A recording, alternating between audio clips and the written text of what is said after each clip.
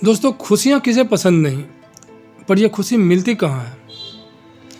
जब आपकी इच्छा की पूर्ति नहीं होती है तब आपका क्रोध बढ़ता है, और जब आपकी इच्छा की पूर्ति हो जाती है तब आपका लोभ बढ़ता है।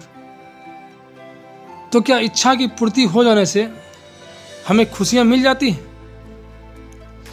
दरअसल दोस्तों, इच्छाओं का कभी अंत नहीं होता। जब आपकी एक इच्छा खत्म हो जाती है तभी दूसरी इच्छा जन्म ले लेती है। दरअसल दोस्तों, खुशियाँ कहीं जाने की अवस्था नहीं है, बल्कि सफ़र का एक तरीका है। आइए समझते हैं इस छोटी सी कहानी के माध्यम से। एक 15 साल का लड़का अपने पिता से पूछता है, पापा, खुशी पाने का रहस्य क्या है?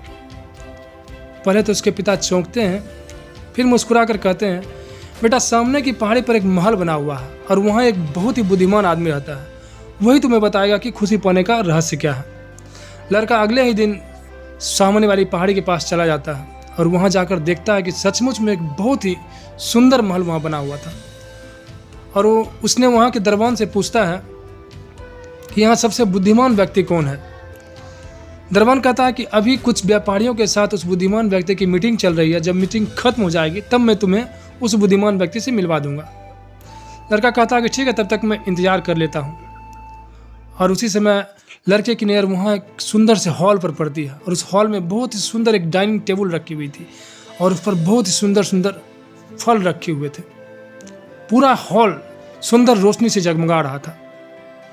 मीटिंग खत्म होने के बाद दरबान उस लड़के को उस बुद्धिमान व्यक्ति के पास ले आता है और उससे मिलवाता है। वहाँ जाकर लड़का अपना प्रश्न रखता है कि खुशी पाने का रहस्य क्या है।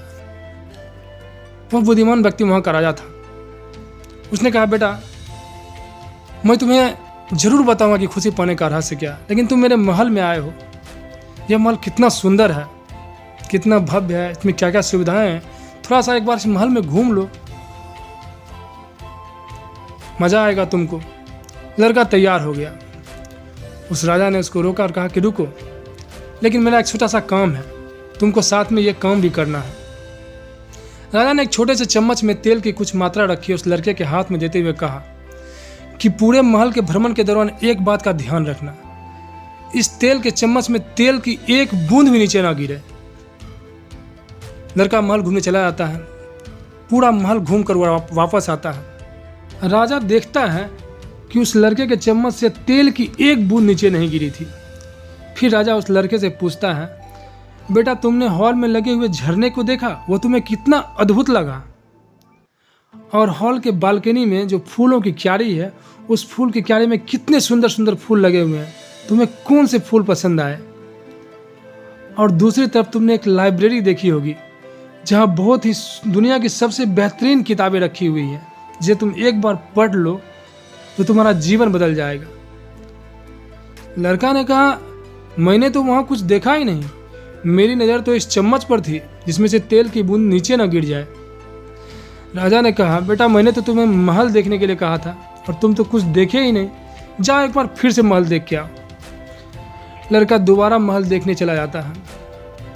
इस बार वह पूरे ध्यान से पूरे महल को देखता है। उसे बहुत मजा आता है।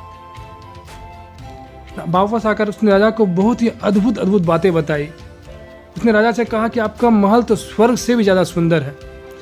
राजा देखता है कि लड़के के चम्मच में तेल की एक बूंद भी नहीं है, पूरा चम्मच खाली है। राजा उस चम्मच की तरफ इशारा करते हुए लड़के से कहता है, बेटा, यही खुशी पाने का रहस्य है। अगर तुम सिर्फ खुद पर ध्यान दोगे तो दुनिया की खुशी में शामिल नहीं हो पाओगे, जिससे तुम्हें अधूरी खुशी मिलेगी। और अगर तुम सिर्फ दूसरे की खुशी को देखते हो तो तुम अपनी खुशी को पूरी तरह से खो दोगे। इसलिए ज़िंदगी में हमेशा अपनी और दूसरे की खुशी का समान रूप से ध्यान रखना चाहिए। उस लड़के को उसके प्रश्न का जवाब मिल चुका था और उसे समझ में आ गया था कि सही में खुशी पाने का रहस्य क्या है। तो दोस्तों, हमारे जीवन के सफ़र में भी हमें अपनी और दूसरे की खुशी में कोई भेदभाव नहीं करने चाहिए, तभी हमें असली खुशी मिलती है। दोस्तों, अगर ये कहानी आपको पसंद आई है तो इसको लाइक और शेयर ज़रूर करें, और हम फिर मिलते हैं एक नई सोच के साथ। धन्यवाद।